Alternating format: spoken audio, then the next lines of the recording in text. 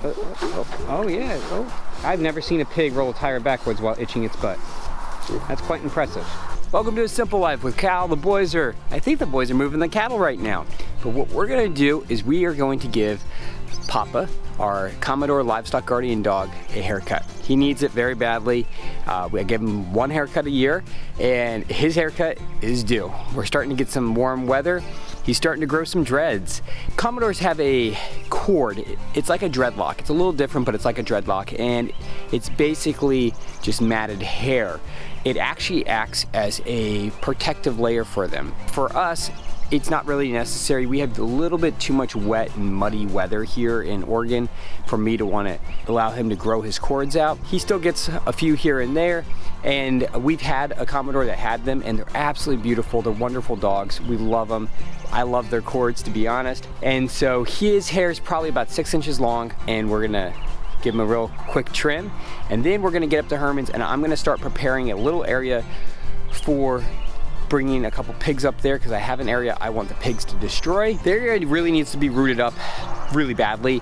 It had prune trees in there, and they went to, like, they just did a bunch of sprouts off the root system, and so that did more sprouts. And then there's like a vine in there. I don't know the name of it. I never really looked it up because it's not something that I ever really deal with except for in that one little area. So we're gonna put the pigs in there, we're gonna let them root it up really good, and then I'm gonna actually put a small greenhouse. A friend of mine has a small greenhouse that he gave me, and so I'm gonna put that small greenhouse in there, and I'm gonna use that for doing my starts, as well as for doing some other stuff. Okay, let's get Papa his haircut, and then we'll head up to Herman's.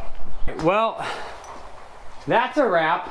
That's Picasso's horrible haircut. But he'll be much cooler the rest of the summer. You can see he doesn't like to have his front paws or his head trimmed, so a lot of times I have to do that with scissors. But to be honest, every year it gets easier. The first year was like a struggle. It took me like an hour.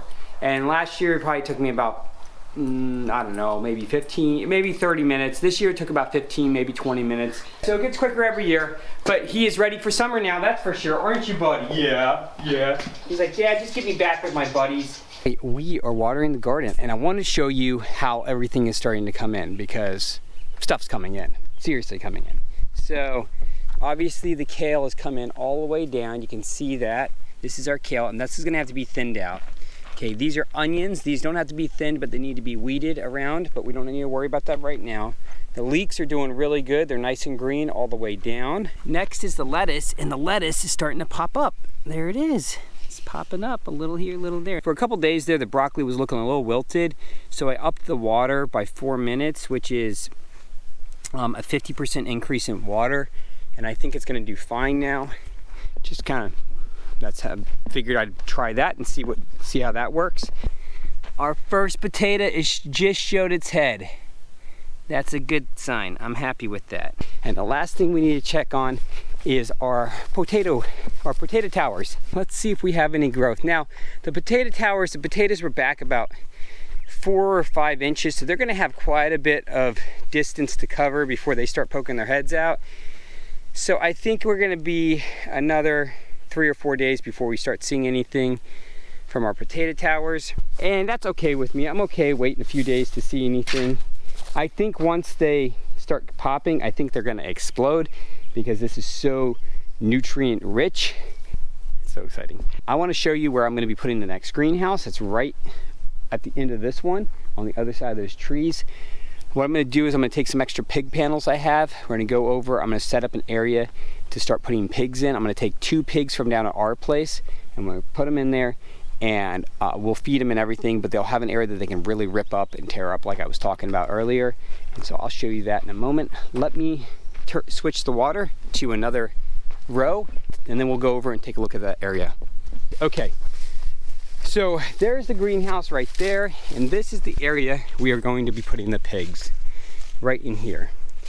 I think I talked about this the other day, but we're going to start prepping for it today.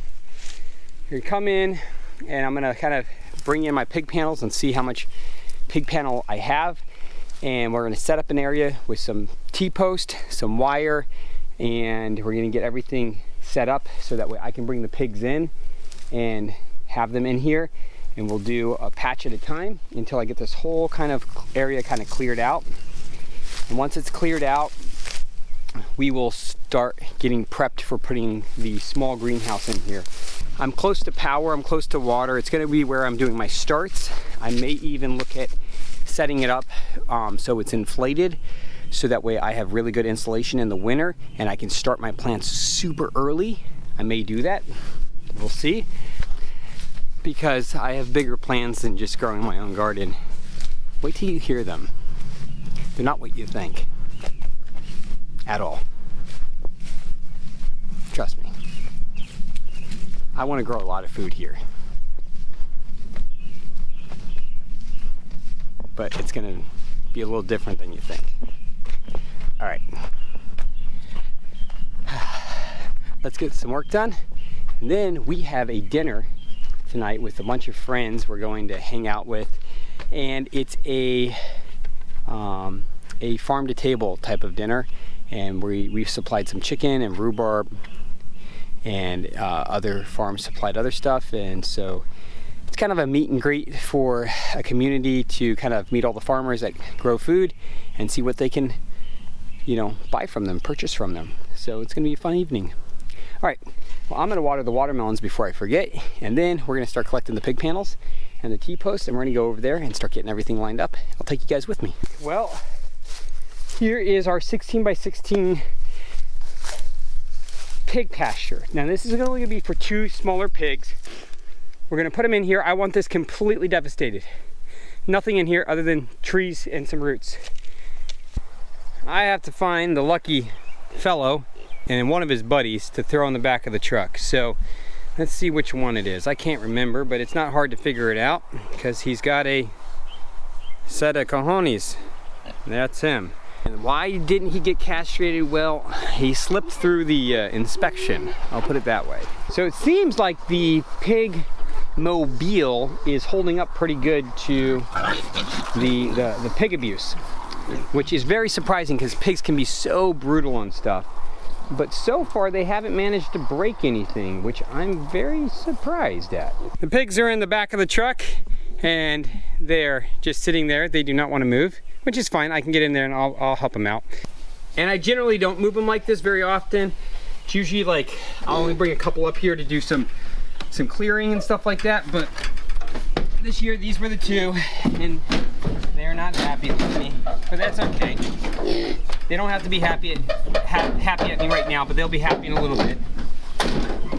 Hi guys.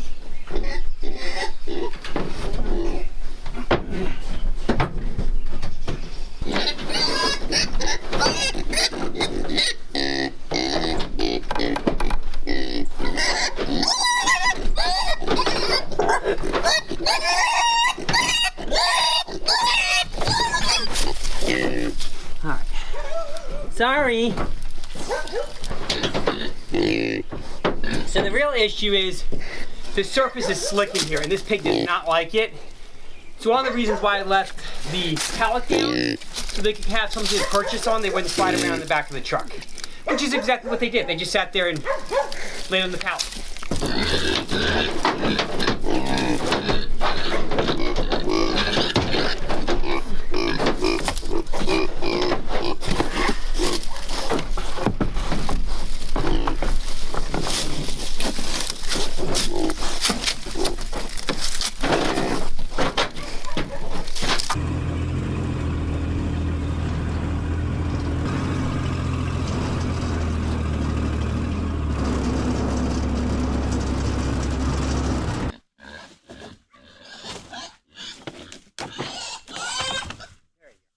They're already starting to nibble. Look at that.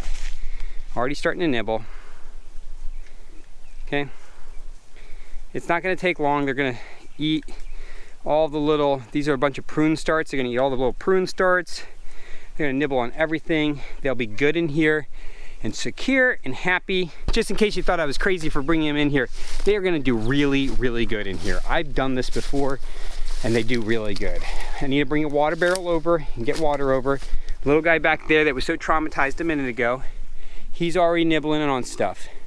These are going to be the 2 luckiest pigs of the whole herd because they are not only are going to get about as much feed as they can possibly handle, they're going to get all the scraps off of the organic garden down at the bottom of the hill. because they're gonna give us scraps once a week. Charlie usually gives us tomatoes. These guys are gonna get a ton of tomatoes.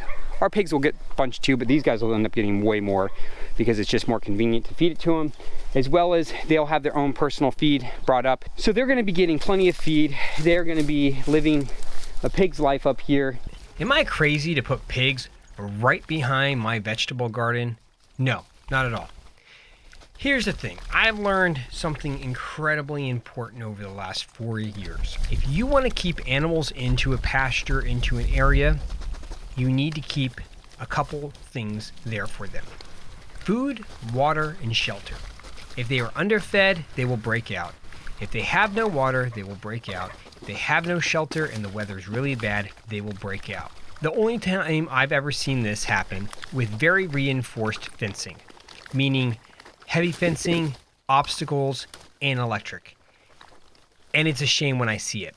Matter of fact, it's such a shame that my boys can spot it. We were at a farm not too long ago, and there were some animals there, and they were very much underfed. Clint turned to me and says, "Wow, that's a skinny pig." And I turned to him, I said, "Yeah." And I go, "What else do you see?" And he goes, "That's a lot of fencing." And I said, "Yep, exactly." So, you want to keep animals in? Keep them happy. That is generally what I've seen. Now, there's a couple other caveats to that. I've had goats get out when you separate goat herds and you split the goat herd up and they can call to each other. If they can hear each other, sometimes that will also cause them to break out. I have seen that, but generally it's almost always food, water, and shelter. Hey, it's the same thing with us. I mean, come on, think about it. We don't stick in the same place very long if we don't have food, water, and shelter. Well, as you've seen, they have settled in. I put my extra T-post up. I got them some water until I bring up an actual pig water, like I should have brought today, but I forgot the barrel. So they'll have to do for today, but it's a nice overcast day. It's nothing crazy, it's nice and mellow. They seem to have settled in. I'm gonna go figure out what I'm gonna do next. Have a good evening. Thank you so much for joining us today on A Simple Life. I hope you enjoyed it. And if you did, hit that subscribe button. All right, talk to you later, bye.